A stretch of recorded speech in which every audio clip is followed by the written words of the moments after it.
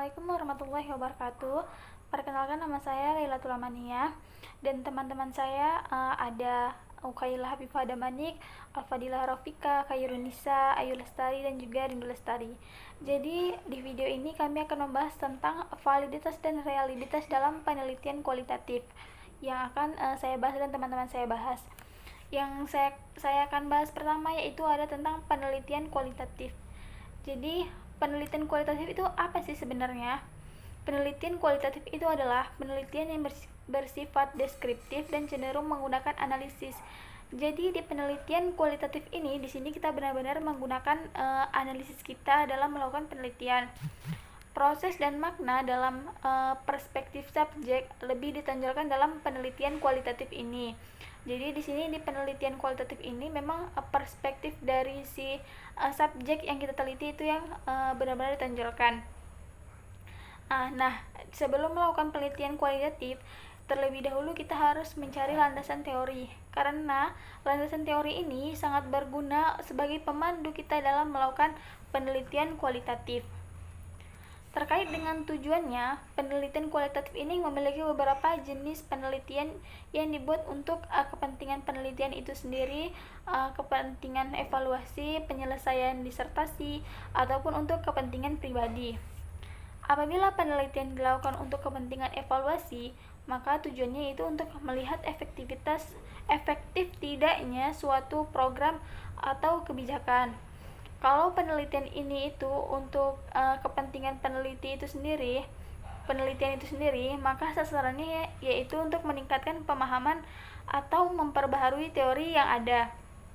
Namun jika penelitian itu dilakukan untuk penulisan disertasi, maka tujuannya itu untuk memberikan gagasan-gagasan penting yang menjadi minat dan perhatian pembaca, yaitu promotor dan penguji.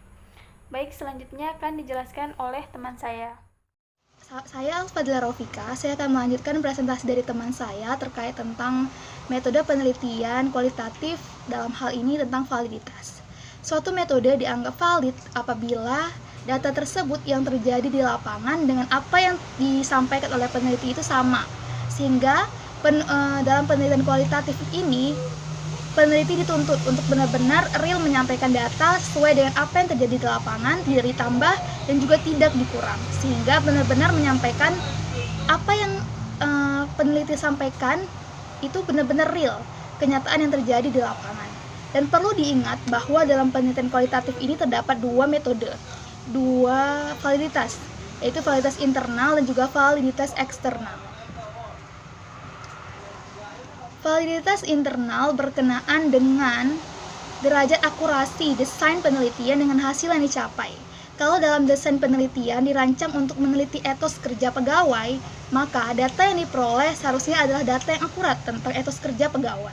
Yang kedua, tentang validitas eksternal, yaitu berkenaan dengan derajat akurasi apakah hasil penelitian dapat digeneralisasikan atau diterapkan pada populasi di mana sampel tersebut diambil. Misalnya, sampel tersebut meneliti tentang representatif, instrumen penelitian valid dan reliable, cara mengumpulkan dan analisis datanya benar, maka peneliti akan memiliki validitas eksternal yang tinggi. Tentang objektivitas.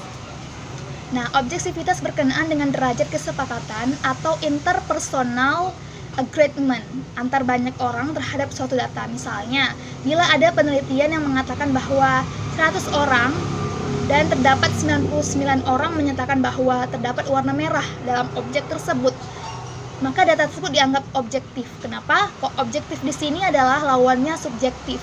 Data yang objektif akan cenderung valid, walaupun belum tentu valid. Dan terjadi suatu data yang disepakati banyak orang belum tentu juga valid. Sehingga apa yang benar-benar disampaikan oleh peneliti, nah itulah dianggap suatu data yang valid. Dalam penelitian kualitatif, kita mungkin akan mendapatkan data yang valid, reliable, dan juga objektif. Maka penelitian dilakukan menggunakan instrumen yang valid dan reliable. Namun, dalam penelitian kualitatif, temuan atau data dapat dinyatakan valid apabila tidak ada perbedaan antara yang dilaporkan peneliti dengan apa yang terjadi oleh di lapangan itu sendiri. Demikian, terima kasih. Hai teman-teman, perkenalkan saya Khairatunisa Nah, di sini saya akan menjelaskan tentang macam-macam dari validitas. Nah, yang pertama itu ada validitas isi ataupun content validity. Nah, apa sih yang dimaksud dengan content validity ataupun validitas isi itu? Jadi, yang dimaksud dengan validitas isi yaitu menjabarkan sejauh mana pertanyaan, tugas, atau butir dalam suatu tes atau instrumen dapat mewakili secara keseluruhan dan proporsional perilaku sampel yang dikenai tes. Nah, jadi yang maksud di sini adalah validitas isi mengukur derajat kemampuan tes dalam mengukur yang mencakup substansi elemen yang ingin diukur tersebut. Nah, biasanya nih validitas isi dipakai untuk mengukur kemampuan belajar, hasil belajar, atau prestasi belajar. Nah, jadi validitas isi adalah suatu alat ukur yang ditetapkan oleh sampai sejauh mana isi alat tersebut dapat mewakili sebagai aspek kerangka konsep. Nah, contohnya nih, seperti seorang peneliti ingin meneliti sampai mana tingkat religiusitas suatu masyarakat. Nah, jadi si peneliti ini harus mengumpulkan semua aspek dari religiusitas tersebut dan perlu dimasukkan dalam kerangka konsep yang dirancang dalam teknik dan instrumen pengumpulan datanya. Nah, jadi aspek tersebut misalnya nih terdiri dari keterlibatan ritual, keterlibatan ideologi, keterlibatan intelektual ataupun lain-lainnya. Itu sebagai contoh. Dan yang kedua yaitu validitas konstruk ataupun konstruk validity. Jadi validitas konstruk yaitu validitas yang mempermasalahkan seberapa jauh butir tes dapat mengukur apa yang benar-benar hendak diukur yang sesuai dengan konsep khusus atau definisi konseptual yang telah ditetapkan. Nah, jadi validitas konstruk berhubungan dengan kejadian dan objek yang abstrak, tetapi gejalanya dapat diamati dan diukur. Nah, validitas konstruk dapat dipakai dalam mengukur sikap, minat konsep diri, fokus kontrol, gaya kepemimpinan, motivasi berprestasi, dan lainnya. Ataupun yang sifatnya performa maksimum seperti instrumen untuk mengukur bakat, ataupun tes bakat, intelijensi, atau lainnya. Nah, yang ketiga ada validitas kriteria ataupun criterion validity. Jadi, validitas kriteria ditentukan oleh kriteria, baik kriteria internal ataupun kriteria eksternal. Nah, jadi validitas kriteria didapatkan melalui hasil uji coba tes kepada responden yang setara dengan responden yang akan dievaluasi ataupun diteliti. Nah, validitas kriteria adalah ukuran validitas yang penentuannya dengan cara membandingkan skor tes dengan kinerja tertentu pada ukuran luar atau yang lain. Contohnya, pemakaian validitas kriteria adalah tes intelijensi yang berkorelasi dengan rata-rata nilai akademis. Nah, dengan asumsi jika intelijensi seseorang tinggi, maka yang akan terjadi dia akan mendapatkan nilai akademis yang bagus. Nah, hanya ini penjelasan dari saya. Terima kasih. Hai teman-teman, nama aku Ayu Lestari. Nah, kali ini aku bakal ngejelasin mengenai rehabilitas. Nah, rehabilitas biasanya dianggap paling cocok untuk metode kuantitatif. Dan hal inilah yang menjadi masalah besar dalam metode kualitatif. Nah, mengapa? Nah, rehabilitas biasanya dianggap paling cocok untuk metode kuantitatif karena menurut pandangan mereka yang dipengaruhi oleh aliran positivisme bahwa tidak ada perbedaan antara dunia alamiah atau natural dengan dunia kemasyarakatan atau kemanusiaan sosial humanistik. Nah, karena itu dunia alami yang bercorak objektif dianggap sama dengan dunia manusia yang bersifat subjektif. Nah, sebagaimana dunia objektif dimengerti dengan menggunakan sistem pengukuran. Begitu pula dengan dunia subjektif. Terkadang dipakai alat ukur kuantitatif untuk memahaminya. Nah, pengukuran kuantitatif sangat cocok digunakan untuk menjamin reliabilitas hasil pengukuran dari peneliti karena objek yang diteliti cenderung tetap dan tidak berubah. Nah, hal inilah yang membuat yang merupakan salah satu ciri khas dari sebuah objek. Nah, dalam pengujian keabsahan data, metode penelitian kualitatif menggunakan beberapa istilah. Nah, jadi salah satunya itu ada objektivitas atau objektif. Nah, dalam keilmuan berarti upaya-upaya untuk menangkap sifat alamiah atau empiris sebuah objek yang sedang diteliti atau dipelajari dengan suatu cara di mana tidak tergantung pada fasilitas apapun dari subjek yang menyelidikinya. Nah, kemudian ada reliabilitas. Reliabilitas di sini adalah keakuratan dan ketepatan dari suatu alat ukur dalam suatu prosedur pengukuran. Nah, oke, selanjutnya itu ada validitas eksternal. Validitas eksternal di sini merupakan derajat akurasi. Apakah hasil penelitian dapat digeneralisasikan atau diterapkan pada populasi di mana sampel tersebut diambil.